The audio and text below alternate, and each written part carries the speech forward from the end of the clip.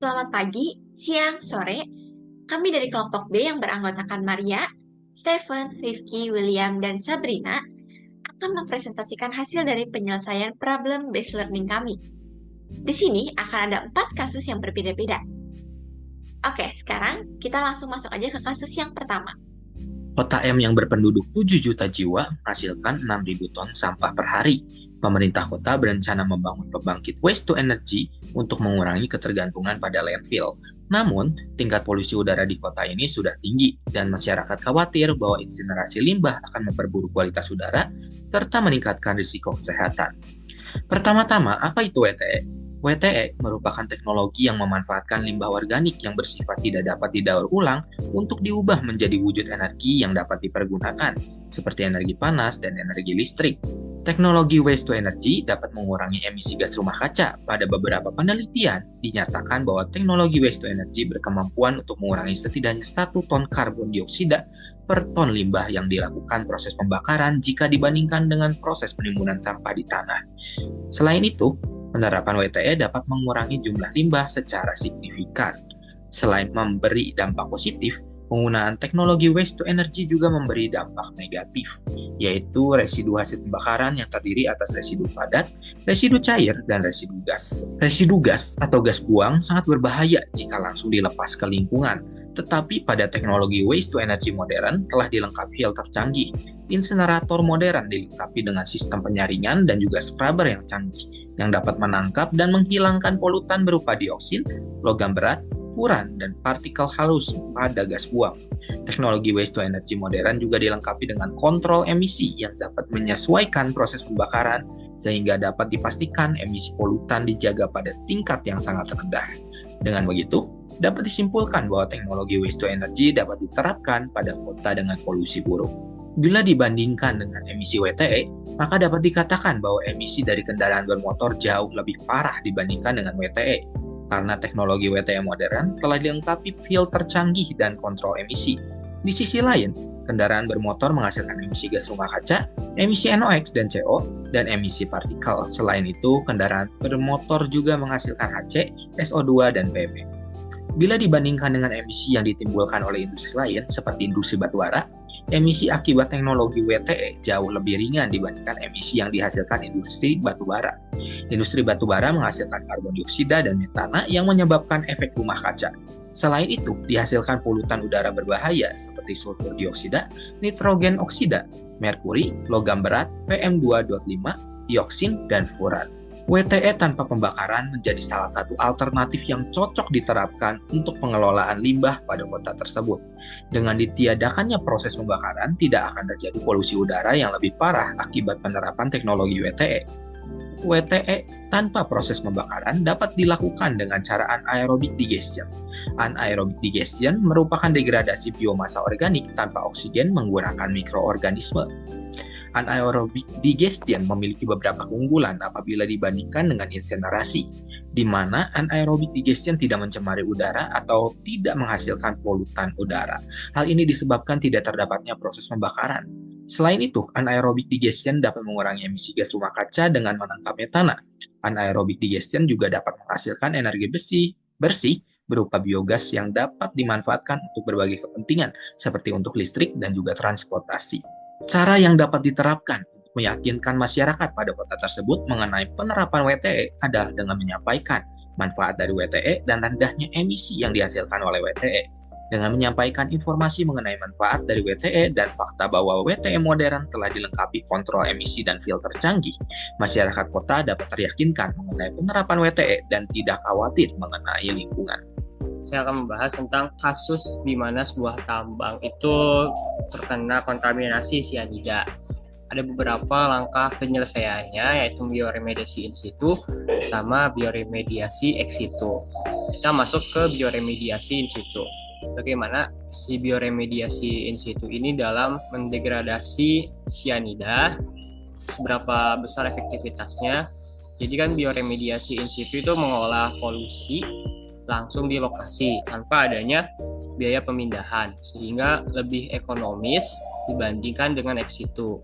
Keberhasilan dari bioremediasi in situ ini dipengaruhi oleh kondisi lingkungan, seperti kayak kelembapan, ketersediaan nutrisi, pH, dan suhu. Terus masuk ke teknik-teknik yang ada di bioremediasi ex situ. Yang pertama itu ada teknik namanya bioreaktor. Di bioreaktor itu sampel yang terpolusi dimasukkan ke dalam reaktor, baik itu dalam bentuknya kering atau bubur. Terus ada teknik land farming.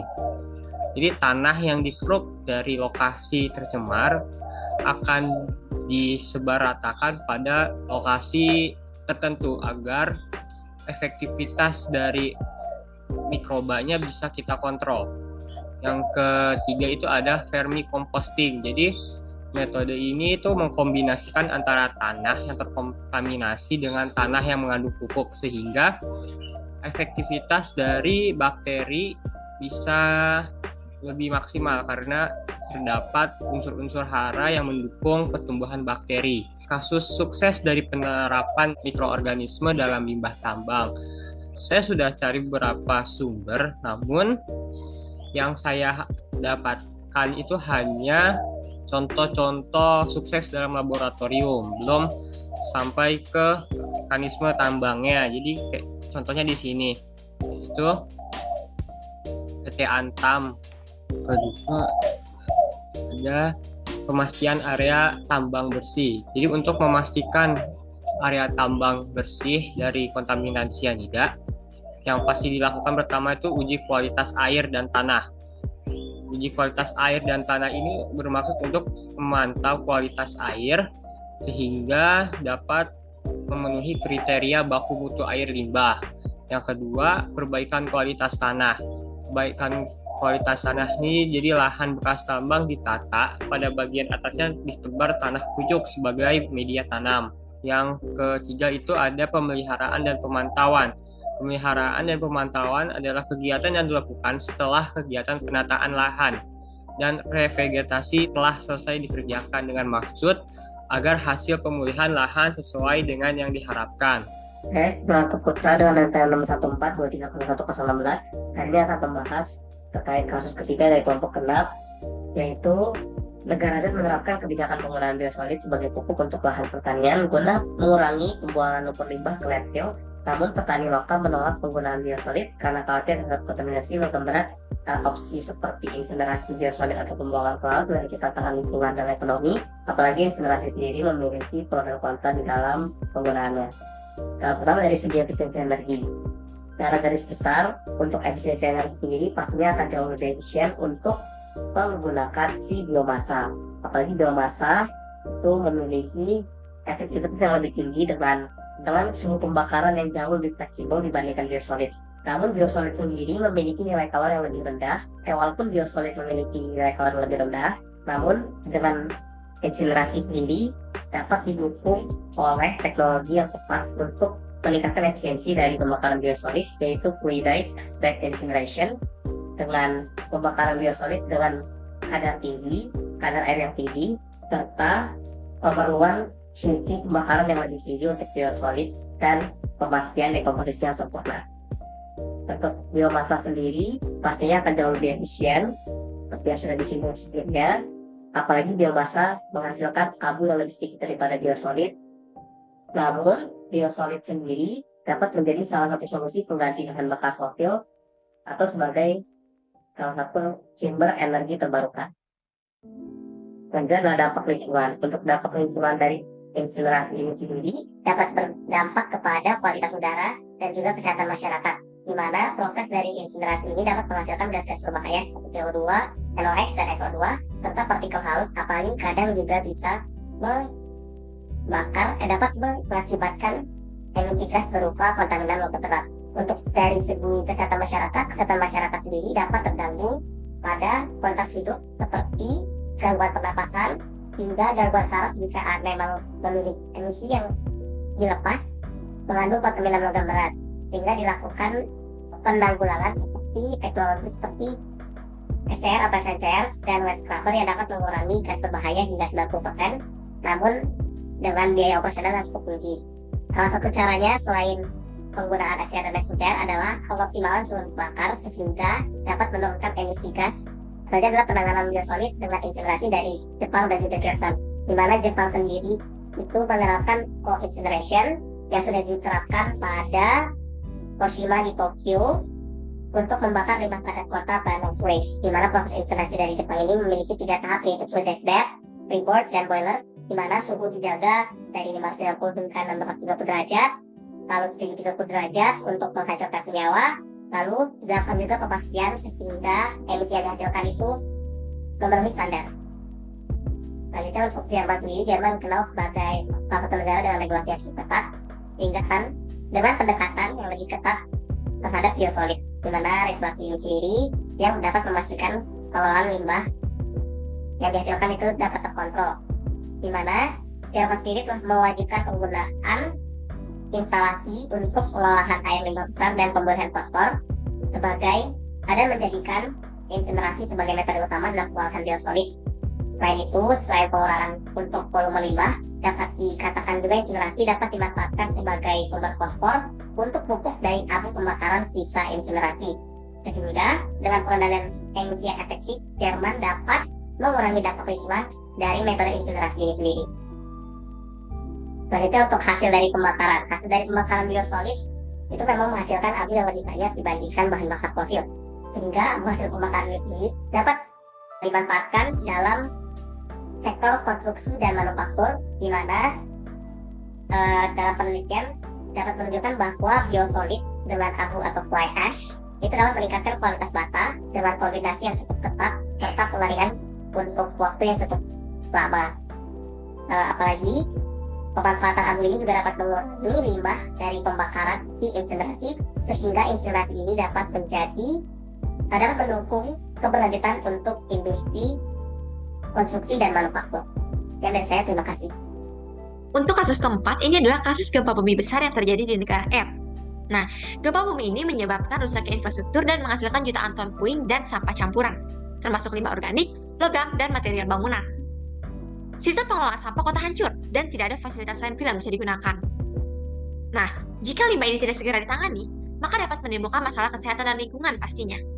Oleh karena itu, perlu dilakukannya sistem pengelolaan limbah berbasis skala kecil, di mana artinya itu dapat diterapkan di berbagai titik pengungsian.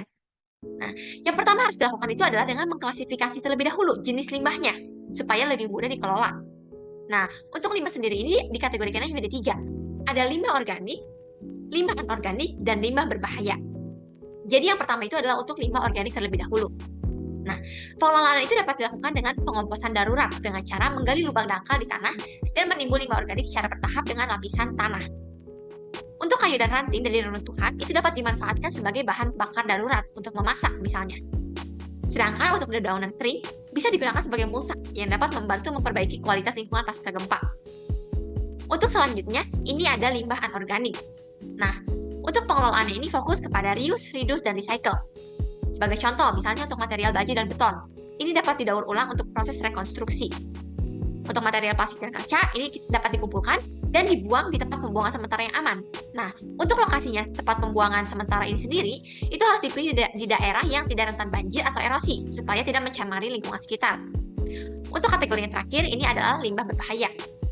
Material yang mengandung asbes itu harus dibungkus rapat dalam plastik tahan sobek dan disimpan sementara di lokasi yang jauh dari pemukiman dengan permukaan kedap air. Selain itu, yang penting adalah para pekerjanya itu harus menggunakan APD. Nah, untuk limbah medis dan bahan kimia beracun, ini harus dipisahkan dan disimpan dalam wadah kedap bocor. Sedangkan untuk baterai dan limbah elektronik, ini harus dikumpulkan secara terpisah dan tidak boleh dibakar untuk mencegah pelepasan gas beracun. Nah, jadi dengan mengelola limbah dengan baik, ini dapat mengurangi resiko kesehatan dan dampak buruk terhadap lingkungan. Lalu, pemilahan limbah yang dapat didaur ulang dengan cepat. Pemilahan limbah setelah terjadinya suatu gempa merupakan suatu aksi yang diperlukan demi keberlanjutan negara R pasca gempa. Hasil destruksi akibat gempa tersebut merupakan limbah yang wajib dipilah supaya bisa meminimalisir pembuangan sumber daya yang seharusnya dapat didaur ulang. Sebab infrastruktur merupakan salah satu hal yang esensial bagi setiap warga. Proses pengumpulan dan pemilahan limbah ini perlu dikerjakan dengan waktu sependek mungkin. Maka dari itu, perlunya sebuah cara untuk memilah limbah gempa di negara R yang cepat namun dikerjakan dengan benar. Pertama, penentuan prioritas sampah dapat mempercepat dan meningkatkan efisiensi proses pemilahan pasca gempa. Salah satu faktor yang dipertimbangkan adalah tingkat kebutuhan, pentingnya material, dan potensi untuk didaur ulang. Logam, semen, batu bata, dan kayu adalah contoh material yang sebaiknya diprioritaskan berdasarkan kriteria tersebut. Sebagian besar sampah yang bisa didaur ulang memiliki ukuran besar sehingga dapat dipilah secara fisik tanpa perlu proses pemisahan pada tingkat molekuler. Namun, apabila limbah tersebut terkontaminasi dengan zat berbahaya, maka limbah tersebut tidak lagi layak untuk didaur ulang. Mengingat keterbatasan tenaga kerja dan waktu, sebaiknya proses pemilahan dilakukan terlebih dahulu untuk material yang memiliki nilai atau urgensi tinggi.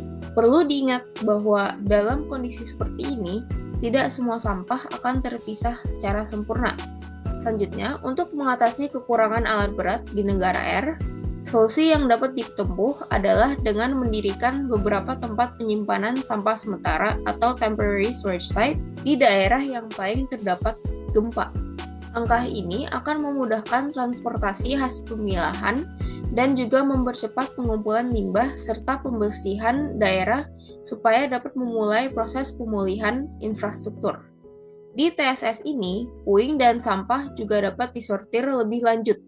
Walaupun ada berbagai solusi untuk mempercepat pemilahan, keterbatasan yang ada tetap menjadi faktor yang menghambat proses secara keseluruhan. Hal ini berpotensi menyebabkan perencanaan pembersihan kota hanya berfokus pada pengumpulan sampah tanpa penanganan lebih lanjut. Alternatif untuk mengatasi hal ini adalah dengan mendapatkan bantuan dari negara atau instansi lain. Salah satu contoh merupakan inisiatif Jepang dalam proyek UNDP untuk pemulihan cepat akibat gempa di Nepal pada tahun 2015. Inisiatif ini berhasil membantu negara Nepal dalam pemulihan dari hasil perencanaan yang matang, kuantitas pekerja yang lebih banyak, dan biaya yang dapat memaksimalkan pemulihan. Nah, karena gempa besar di negara R ini, pastinya banyak limbah padat yang menumpuk karena rusaknya sistem pengelolaan sampah dan terbatasnya lahan. Di sini, insinerasi menjadi pilihan utama untuk mengelola limbah padat ini. Insinerasi bisa mengurangi volume limbah, mencegah penyebaran penyakit, dan meminimalisir dampak lingkungan. Tapi, tantangan di sini adalah kurangnya fasilitas pembakaran yang tersedia. Nah, untuk mengatasinya ini dapat dilakukan dengan membangun insinerator darurat menggunakan teknologi sederhana dan bahan yang tersedia di lokasi. Misalnya, insinerator portable yang mudah dipindah-pindah dan dioperasikan di berbagai lokasi, di mana insinerator ini dilengkapi dengan sistem kontrol emisi yang dapat mengurangi polusi udara. Selain itu, bisa insinerator berbasis tungku yang dibuat dari drum logam atau batu tahan panas yang memanfaatkan ventilasi udara untuk meningkatkan efisiensi pembakaran. Untuk skala yang lebih besar, insinerator ini disebarkan di berbagai titik strategis. Emisi gas beracun dapat dikurangi dengan cara memasang lapisan arang aktif pada cerobong insinerator darurat. Di sisi lain, koordinasi dengan otoritas setempat dan organisasi kemanusiaan juga penting di sini, agar fasilitas insinerator dapat berjalan secara optimal. Nah, seperti yang telah dijelaskan sebelumnya, yang terpenting di sini adalah pemilahan limbah, karena beberapa jenis limbah di sini tidak boleh dibakar secara sembarangan. Nah, selanjutnya, cara melibatkan masyarakat dan organisasi kemanusiaan dalam manajemen limbah pasca bencana. Salah satu metode untuk mempercepat proses pemulihan lingkungan pasca gempa adalah dengan melibatkan sebanyak mungkin tenaga kerja, mulai dari masyarakat sekitar hingga organisasi kemanusiaan.